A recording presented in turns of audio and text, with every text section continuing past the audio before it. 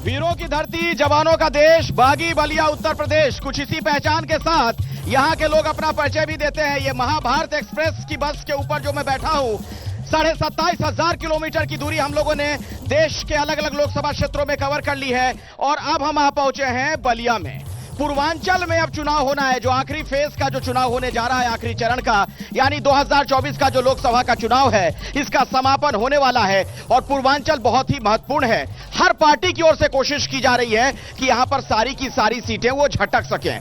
तो बात हम करेंगे तमाम सीटों की, किस तरीके से बयानात दिए गए उसकी भी बात करेंगे और जनता जनार्दन मेरे साथ जुड़ रही, उनके पास अब चलते हैं। इस लिफ्ट के जरिए मैं नीचे जाऊंगा, लोगों से बातचीत करूंगा कि उनके दिमाग में अभी क्या चल रहा है। चूंकि आपको पता है कौन बनेगा प्रधानमंत्री, जो कार्यक्रम है ये जनता का कार्यक्रम है, तो पब्लिक क्या सोचती है वो सबसे महत्वपूर्ण है हमारे लिए। उनसे हम बातचीत करेंगे, नेताओं से उनके सवालों के जवाब लेंगे और राजनीति का क्या इशारा है आखिरी चरण की ओर जब हम बढ़ रहे हैं, तो ये भी समझने का प्रयास करेंगे।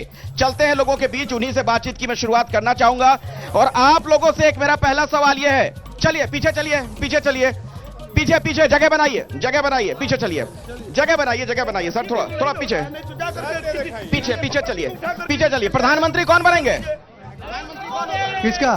देश का प्रधानमंत्री होता है। सबसे पहले सांसद चुने जाएंगे देश से, उसके बाद इंडिया है, यहाँ हर व्यक्ति प्रधानमंत्री बन सकता है। ये सर ये डिबेट हो रहा है और डिबेट हो रहा है तो यहाँ पे हर पार्टियों को रहना चाहिए, जबकि नरेंद्र मोदी बनेंगे, 400 पार देश के प्रधान। नारा लग रहा है मोदी मोदी, क्या ये इसी तरह आप कार्यक्रम कराएंगे?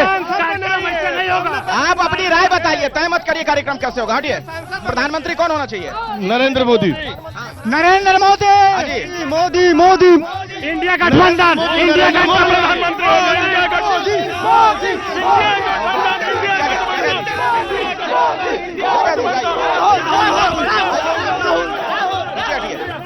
पीछे हटिए, पीछे हटिए।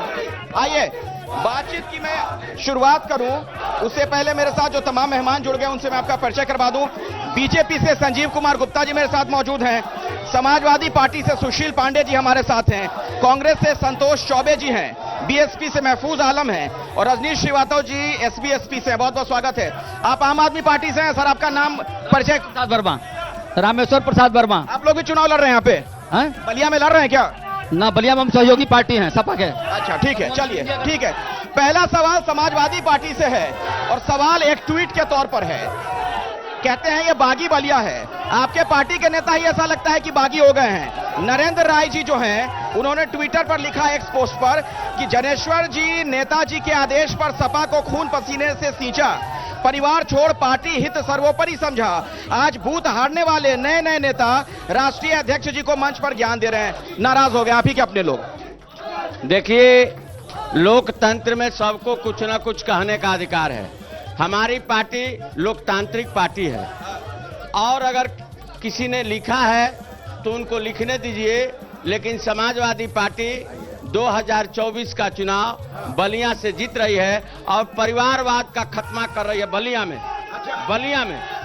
में परिवारवाद का खात्मा कर रही है और पार्टी के अंदर और देश के अंदर जो लोग चुनाव जीत गए हैं और जिन लोगों को जनता ने स्वीकार किया है, उनको जनता ने जी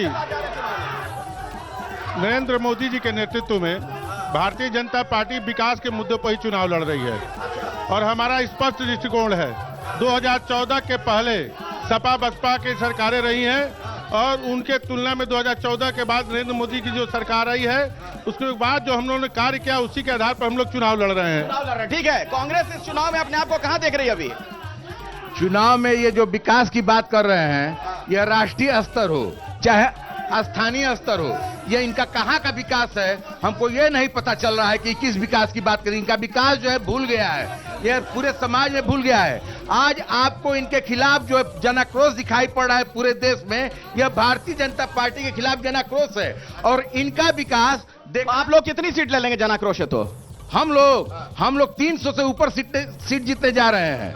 हाँ, जब सरकार बन जाएगी? हाँ, सरकार बिल्कुल बन जाएगी। अच्छा एक बात बताइए कि नतीजों से पहले 1 जून को खड़गे जी ने इंडिया गठबंधन की बैठक बुलाई है, किस लिए? क्या कहें? नतीजों से पहले खड़गे जी ने जो इंडिया गठबंधन की बैठक बुलाई है, किस लिए? वो अपनी चुनावी समीक्षा के लिए बैठक बुलाए हैं। अच्छा। हाँ, कि किस तरह से हम चुनाव लड़े हैं। कोई घबराहट, डर तो नहीं है? कोई घबराहट नहीं है।